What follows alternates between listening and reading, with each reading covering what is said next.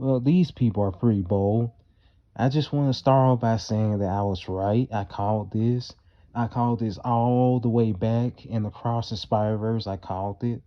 And, people are like, oh, you're just a hater, all this nonsense. You're just whining. But as it turns out, my whining is the truth now. I called it. As I called a lot of things that were going to happen. See, now that people realize that I am right, they're still not going to give my credit whatsoever. That's what they do. They detract. And, you know, so with this, let's just say it again. I was right about them trying to replace Peter as Spider-Man. I called it. They're trying to make Peter a sidekick or just completely get him out of there. They're trying to do something like that. And again, I don't like that. Now, aside from aside from that, uh let's just start off by saying like, you know, I already gave the rundown of how I felt about the first game going to the second. I said the first game was great. I'm looking forward to this universe. I want to see what's going to come next. And then the second game came, and that's when all my hype went out the window playing the second game. And, you know, playing through the second game, like, as I said, one of my biggest issues were having two Spider-Man because Spider-Man's a character who is unique and it's much better when he's on his own, but having two was so bad, bro. And then on top of that, as I said before, this is, another Peter Parker story. We know how he does this and all this shit, but this time it's going to include his sidekick, and in doing that, it it was terrible. Like they nerfed him in his own shit, and Miles ended up outshining him, if you will. And in doing that, like the game legitimately made it seem like Miles was the better Spider-Man. Even see, as I said before, you take him out the game, then like the game would have been a lot longer and there would have been more shit. But they wanted to focus on two Spider-Man. They wanted to have both of them in the spotlight at the same time. And again, in doing that, Miles ended up overshadowing Peter. The signs were there. And then another thing is that, I said that this character had to be involved somehow. So in doing that, like there were a lot of moments in those Miles missions where it felt like it should have been Peter, like the Black Cat one. It felt like Peter should have been there. Like it was so stupid, bro. And then like throughout the whole game for Miles, it's nothing but you really are Spider-Man. You are just like the others, right? Like that's all it been, bro. Like, can you actually write something that? And then they want to bring up the word natural. It's not natural. This is so forced. Like I've been saying it was forced since the first game. Like, you know, Miles Morales being in that game, he was forced in because Spider-Man just so happened to need to work with his dad just so he could get closer to him. And in doing that, MJ brings back a spider from Oscorp that bites him. And let's also not forget that interview where they purposely had MJ doing this and that. They purposely sabotaged Peters just so that Miles and MJ could shine. And I've been saying that for a very long time. I've been saying that. I've been saying that ever since that feast fire scene. I've been saying that. And that interview and all this shit proved me right. Aside from all this, as far as how I feel about Morales becoming the main Spider-Man, this shit. See, this is my problem. We've only had one game with this Insomniac Peter Parker, one solo game. And to say that Miles Morales is going to be the main Spider-Man the next game makes zero fucking sense. And like, my thing is that again, we didn't get enough of this Peter Parker, and we got one game with him, and after that, like, it was Miles Morales or that stupid tag team duo shit that I never wanted, and we didn't get another solo Peter Parker thing. And as I said, this character shines best when he's by himself and not with all these other Spider-Man running around. And you know, to completely just throw him in the fucking trash can is ridiculous. But on top of that, let's talk about what potentially could happen with this.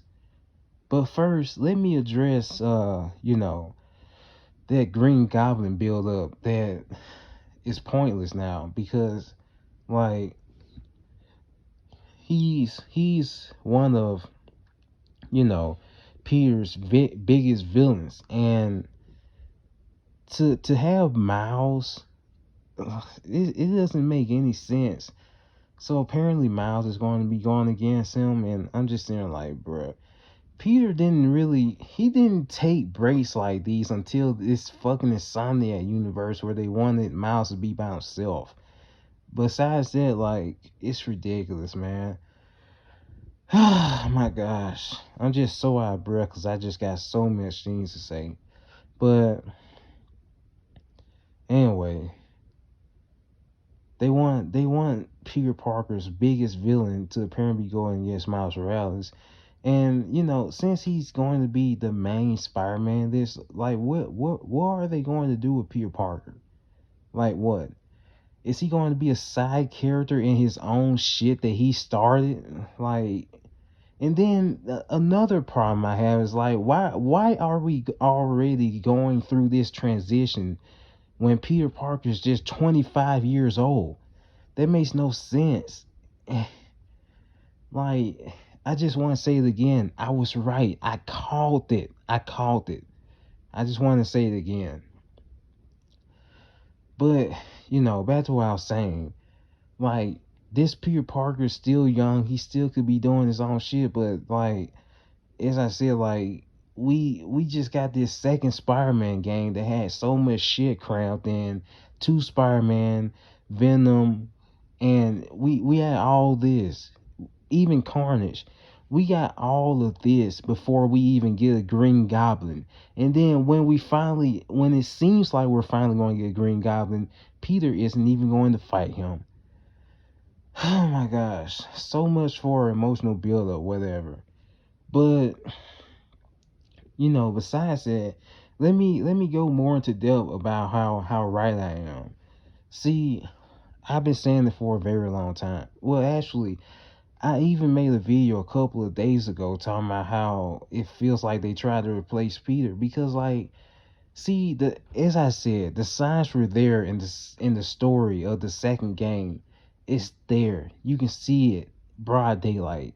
It's very clear that they're trying to make Miles seem like the bear Spider-Man, and in doing that, they sabotaged Peter and made him a complete bitch. It was so ridiculous. It was just so painful playing as Peter, just seeing that he needs help. He needs somebody to save his life every 5 fucking minutes. And then on top of that, like, he gets bitched by Miles Morales in his symbiote suit, and I'm just sitting here like, what the hell is this? Oh my gosh, bro, Miles Morales was amped up in this second game. It's ridiculous. I have to throw that out there, and and him being amped up, Peter was a bitch.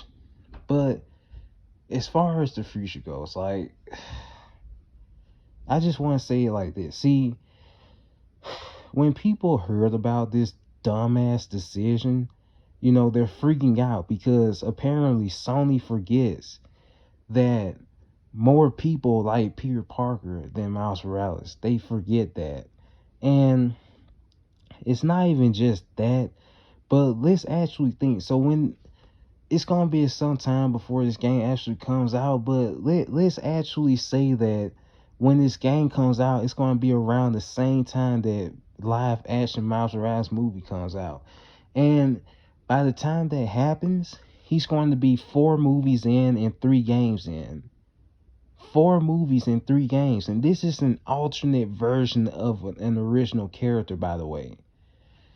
And that bugs the fuck out of me. Like, he's barely any different from Peter Parker, and they're pushing him so hard because he's black.